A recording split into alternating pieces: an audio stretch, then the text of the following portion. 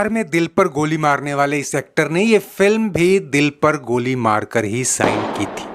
जब साउथ फिल्मों के बड़े नाम प्रोड्यूसर सत्यनारायण और डायरेक्टर एस रामनाथन ने अमिताभ बच्चन को ये फिल्म ऑफर की और बताया कि इसमें उनका ट्रिपल रोल है, तो उनका माथा चकरा गया और बोले, भाई साहब फिर तो मुझे 3 बार सोचने का मौका दीजिए।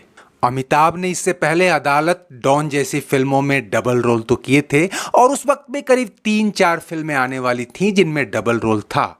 असल में कहानीकारों के लिए डबल रोल कहानी में सस्पेंस या ट्विस्ट लाने का जरिया हो सकता है, लेकिन उस दौर में प्रोड्यूसर्स के लिए ये अमिताभ बच्चन के स्टारडम को ज्यादा से ज्यादा भुनाने का तरीका भी था। एक ही फिल्म में 2-2 कैरेक्टर यानी 2-2 अमिताभ को साइन करने जैसी फीलिंग। ऐसे में बात जब एक और किरदार यानी ट्रिपल रोल की हो तो ये मजा या जायका बढ़ने ही वाला था।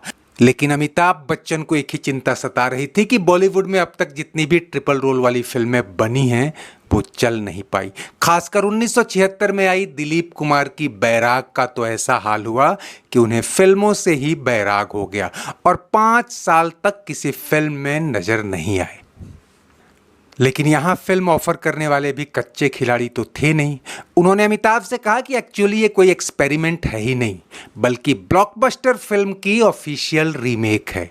उन दिनों हिंदी से साउथ और साउथ से हिंदी रीमेक का ट्रेंड उफान पर था। ये जो ट्रिपल रोल फिल्म अमिताभ के सामने थी वो साल 1978 में आई कन्नड़ फिल्म शंकर गुरु की ऑफिशियल रीमेक थी। शंकर गुरु में कन्नड़ फिल्मों के सुपरस्टार राजकुमार ने ट्रिपल रोल किए थे। यहाँ राजकुमार से आप हिंदी वाले राजकुमार को न समझ लें, बल्कि कन्नड़ वाले राजकुमार जिन्हें डॉक्टर राजकुमार भी कहा जाता है, और उनका रुतबा अब भी कन्नड़ के great of all time stars का है। खैर, जो रुतबा राजकुमार का कन्नड़ फिल्मों में था वही स्टेटस तमिल फिल्मों में शिवाजी गणेशन का था, और अमिताभ को बताया गया कि कन्नड़ में शंकर गुरु ब्लॉकबस्टर तो हुई ही, तमिल में शिवाजी गणेशन के ट्रिपल रोल में आई त्रिशूलम भी सुपरहिट रही। अब जिस कहानी पर साउथ के 2 सबसे बड़े सुपरस्टारों ने ट्रिपल रोल करके उन्हें ब्लॉकबस्टर बना दिया हो, फिर वही कारनामा अमिताभ बच्चन हिंदी में क्यों नहीं कर सकते। 1981-82 तक अमिताभ का स्टारडम और लोकप्रियता उस ऊंचाई को छू गई थी कि उनकी फिल्मों की रीमेक से साउथ में नए सुपरस्टार पैदा हो रहे थे। ऐसे में अमिताभ को ये बात थोड़ी चैलेंजिंग लगी, और बात सही भी थी। इसमें ज़्यादा रिस्क भी नहीं था। फिल्म बनी बनाई थी और कामयाबी दर्शकों के पैमाने पर परखी जा चुकी थी, और अब जब वो बॉलीवुड ही नहीं पूरे भारतीय सिनेमा के अब तक के सबसे बड़े और महंगे स्टार बन चुके थे, उनके पास पूरा कंट्रोल था कि वो इन साउथ के लीजेंड्स को फॉलो करने के बजाय फिल्म पर अपनी स्टाइल और अपनी छाप छोड़े। यही चैलेंजिंग एटीट्यूड अमिताभ को एक वर्सेटाइल अभिनेता बनाता था, और उन्होंने इसी जज्बे के साथ ये फिल्म साइन कर डाली। तेरी नाम छुपी थी। चूंकि एस रामनाथन ने वर्षों पहले महमूद के साथ मिलकर बॉम्बे टू गोवा में अमिताभ बच्चन को डायरेक्ट किया था, लेकिन तब वो स्ट्रगलर थे और अब सुपरस्टार।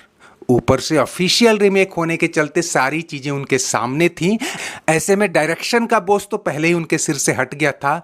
बस उनके जिम्मे था फिल्म में अब सिर्फ मुंबईया तड़का लगाना, मसलन स्टार कास्ट, गीत संगीत और हिंदी बेल्ट के हिसाब से किरदार और संवादों में थोड़ा बहुत फेरबदल।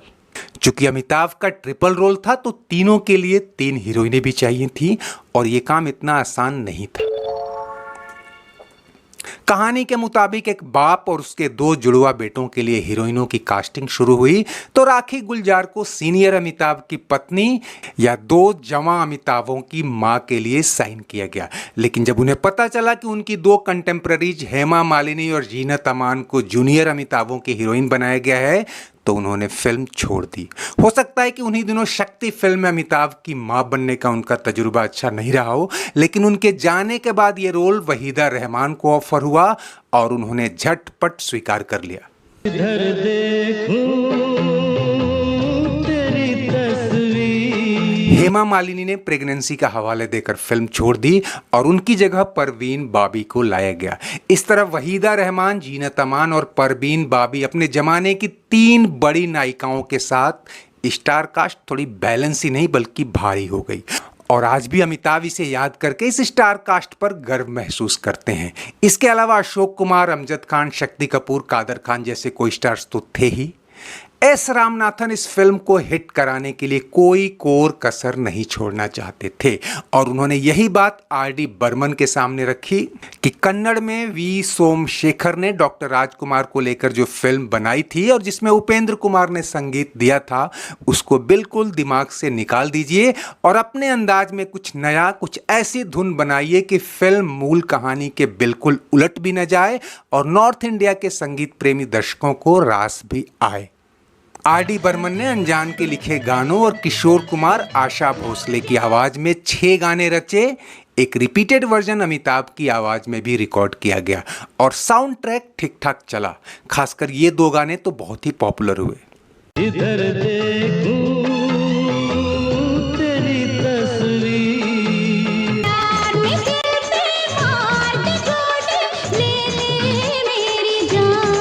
फिल्म 29 अप्रैल 1983 को रिलीज हुई और इसी महीने साउथ के ही फिल्म मेकर्स की आई अंधा कानून अभी पिकअप पकड़ रही थी और 2 महीने पहले आई नास्तिक उतनी सफल नहीं रही थी। लेकिन उस दौर में अमिताभ बच्चन की किसी भी फिल्म के लिए पहला और दूसरा हफ्ता इस बात से तय नहीं होता था कि फिल्म क्या है, कहानी क्या है या कौन सी चीज कैसी है।